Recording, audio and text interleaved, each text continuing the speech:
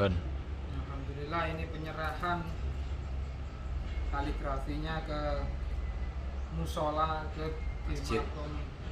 masjid Masjid Mbah Buyut Sona, ya kan? Tempat rutinan kita Jumat Wage biasanya. Nah, ini juru kuncinya dengan Pak Sinten? Suyono. Mbah Suyono. Ini ku lengkap nggih? Nggih namine Mbah Suyono. Suyono. Nah, yang di kanan kita ini perkenalkan Mbah Ansori. Ci Ansori. Itu ya, ini penyerahan kaligrafinya nanti ditaruh di Masjid Mbah Buyut Sona. Nah, kalau makomnya sana. Liling. Oke, kamera leng. 4 wujudnya. Ya, ini lokasinya di tempatnya di Kabo. Ini tempat wudu untuk makam Mbah Sona. Ini sudah jadi, guys. Lawang ini dipendet, Mbah. Mbah Buyut Sona, guys. Buyut Sona. Guru kuncinya langsung ke berarti guru kuncinya. Nah, ini tempatnya.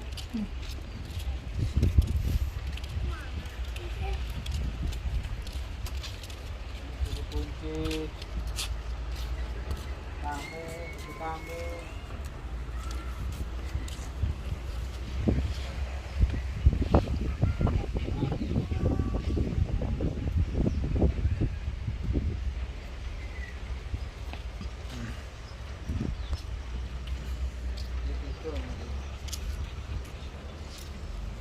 Ini tiangnya. Ah, ini Mbak, wis tau tak pijet durung. Ini orangnya, guys. Durung nanti kalau pijet, Mbak. Weekendane Oh, sampun. Boyok kan apa ini? gelak. Bekal sampun. Oke, kita mau ke bawah gitu.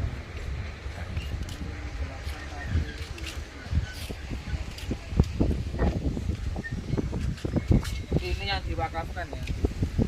Yang 1,5 hektar ini ke Pondok Hikmatul Hidayah. Nah, yang pengurusnya antara lain Pak Haji Ansori, abah saya, Pak Gus Karmudiono. Nah, jadi resmi surat wakafnya dan lainnya resmi ya yang tanah ini. Coba lihat tanah ini sampai sana. Tuh, ujungnya tadi udah pas ketekok mburi Kak. Jadi seperti itu, guys. Ayo kita nanti Nah, murid-muridnya ini kan, makamnya murid-murid. Ya, cara kita ini Jumat Wage ya. Ya, Jumat.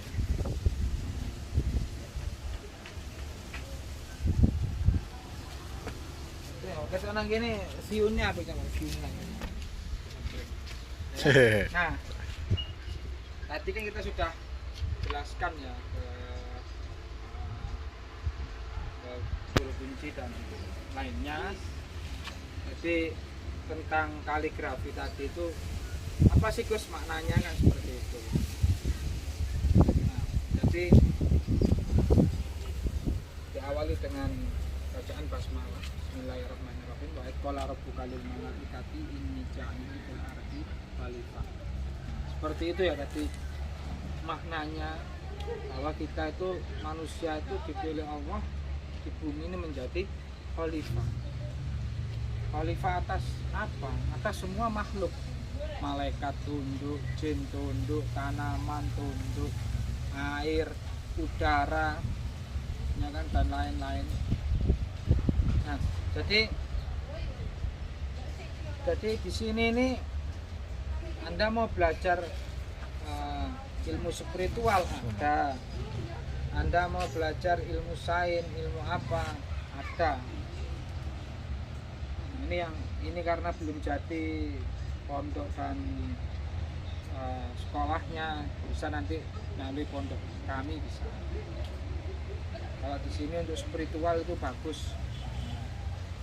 Oke, jadi kita jelaskan ya satu persatu. Jadi yang pertama itu ada roh apa? Roh hewani. Nah, manusia itu kalau memahami roh hewaninya berarti dia harus bisa menundukkan hawa nafsu. Tapi kalau gagal, dia lebih buruk daripada hewan. Apa saja hawa nafsu itu ada emosi, ada nafsu birahi, ada sifat keinginan rakus, ya kan, nafsu-nafsu yang buruk itu. Terus ada yang seenaknya sendiri. Nah, seperti itu. Kalau orang bisa menundukkan tahu roh ini, bisa menundukkannya, maka dia akan menjadi manusia yang baik. Oke, yang kedua adalah roh nabati. Jadi seperti alam, tumbuh-tumbuhan, elemen dan lain sebagainya. Itu sudah ditundukkan. Maka kita sebagai manusia harus menjaganya, melestarikan, ya kan, tanaman, buah-buahan yang khas ini kita tanam, ya kan, merawat alam, tanaman, tumbuhan. Harus menjaga udara tetap segar, ya kan, jangan banyak polusi dan lain-lain, ya kan. Terus airnya juga harus kita jaga. Itu tugasnya sebagai khalifah untuk menjaga roh alam ini biar tetap stabil, jangan kita rusak. Itu yang tahap kedua. Nah, pengajian di tahap ketiga nanti yaitu roh insani. Itu kita mengetahui fungsi-fungsi diri kita. Itu apa saja? Akal, pikiran, logika, naluri, nurani, insting, intuisi, firasat, karakter. Nah, jadi kalau kita sudah tahu diri kita itu, kita akan menjadi manusia yang seutuhnya, ya, manusia yang memanusiawikan manusia secara manusiawi. Nah, seperti itu. Jadi kita menghargai pendapat orang lain, beda karakter, beda selera sudah biasa. Tidak usah bertengkar gara-gara hal itu. Itu berarti Anda sudah menguasai yang level 3. Yang level 4 yaitu roh sultani atau roh persatuan, musyawarah. Roh persatuan. Jadi kita harus sebagai orang muslim, saya harus mengimani. Jadi menurut saya sifatnya kan sosial, berkelompok, dan pasti punya hukum-hukum, punya pemimpin, kumaro. Bagaimana di Islam Gus kumaro itu? Nah, ini ada 5 zaman. Yang kemarin pertanyakan, Gus kalau zaman Imam Mahdi itu gimana, zaman Nabi Isa itu gimana, bagaimana perbedaannya, seperti itu. Jadi begini, jadi ada 5 zaman. Yang pertama zaman kenabian, kepemimpinan dipilih langsung oleh Allah dari wahyu. Dari apa lagi? Diberi kemampuan, para nabi dan rasul itu diberi kemampuan beri wahyu untuk memberikan kitab-kitab dan pemahaman syariat yang lurus dari Allah. Yang kedua, diberi kemampuan sebagai pemimpin. Yang ketiga, diberi kemampuan sebagai hakim yang adil. Ini zaman kenabian sudah selesai.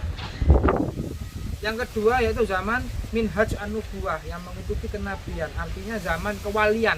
Walinya jadi wali Allahnya jadi pemimpin, jadi kumaro, ya jadi hakim, jadi satu. Ini zamannya para sahabat khulafaur rasyidin. Setelah itu diganti yang ketiga yaitu zaman kerajaan. Kepemimpinan berdasarkan kerajaan dinasti.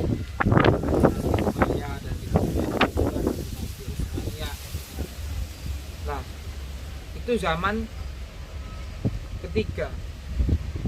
Nah, setelah zaman ketiga, zaman keempat ya ini zaman yang dikuasai oleh penguasa. Apa itu? Ada hasil musyawarah penguasa. Nah, ini apa saja? Ada jenis yang demokrasi seperti Indonesia ini jenisnya demokrasi. Ada lagi jenisnya yang sistem, artinya sistem yang pegang kuasa, yang lain tuh hanya bawahan dari sistem tersebut, tidak bisa merubah sistem.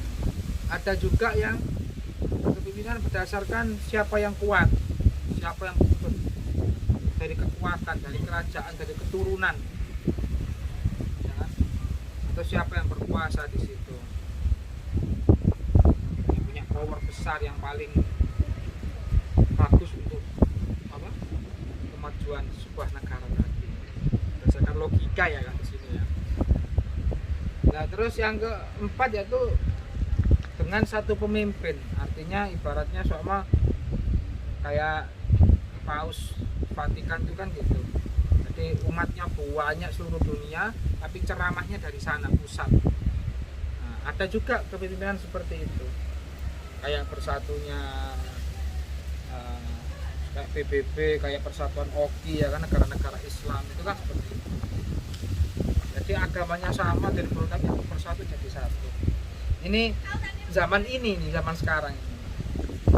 Jadi gimana Gus? Di zaman ini kita berjuang. Ya sudah.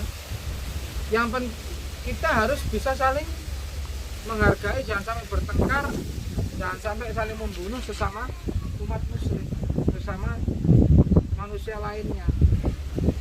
Ya kan? Jadi kepemimpinan zaman sekarang itu yang penting humaroknya, ya kan? Tidak melarang kita sholat, tidak melarang kita memilih agama, tidak melarang kita jual beli secara islami, tidak melarang kita pengobatan ke orang Islam, Ibu Nabawi, tidak melarang kita menghidupi tauhid, tidak melarang kita apalagi berakidah Ahlussunnah wal Jamaah, tidak melarang kita berjihad sesuai dengan kemampuan. Ya seperti itu kepemimpinan di zaman ini. Jadi Anda harus tahu di zaman apa Anda hidup itu. Jangan membolak-balikkan zaman yang sudah ditentukan, kita bolak-balikkan. Paham gitu dari sini ya. Jadi ya memang begini, gantian kepemimpinan. Zaman kenabian sudah, zaman kewalian sudah, zaman kerajaan sudah, apalagi zaman pilihan musyawarah, hasil musyawarah sudah, yang maslahat bagaimana sudah. Nanti ada yang tanya zaman akhir gimana, ke zaman akhir ya kembali lagi seperti zaman kenabian tapi digabung, jadi ada walinya, ada nabinya. Nah, ini zaman akhir guys. Jadi kepemimpinan berdasarkan ilham dan wahyu jadi satu, ini di zaman akhir. Nah, jadi apa yang harus kita persiapkan? Ya pertebal iman kita, bersihkan hati kita dari penyakit-penyakit hati, penyakit batin, penyakit ain, penyakit wahan, pengendalian hawa nafsu, bisikan setan iblis, gangguan setan iblis di luar diri, mengetahui jati diri, bersatu dalam petunjuk Allah, bersatu dalam ukhuwah Islamiyah. Lah begitu. Itu caranya berdakwah yang terbaik di zaman ini untuk menyambut zaman akhir ini. Bukan kembali ke zaman kerajaan, bukan kembali ke zaman ini lagi, sudah ganti. Bukan saya ini apa ya, memprovokasi atau menebar kebencian, bukan ya. Memang yang ini yang ditulis di hadis ya ini, ya kan. Jadi saya hanya menyampaikan apa yang ada di Al-Quran kan. Ada kalau di Al-Quran kan terlalu umum ya. Ayat-ayat keadilan itu ada juga.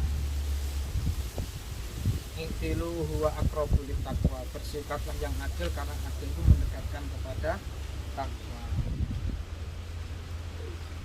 Nah, terus tadi seperti itu. Wal asr innal insana lafi khusr illa alladziina aamanu wa 'amilus shalihati wa tawassaw bil haqqi wa tawassaw.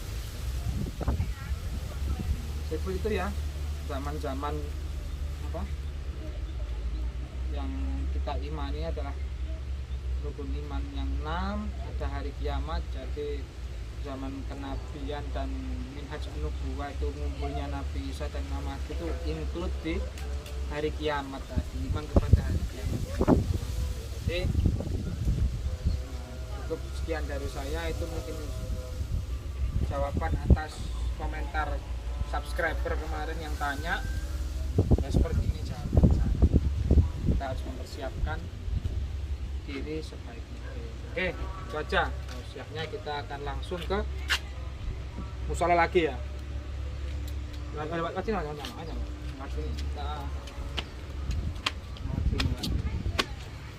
ini.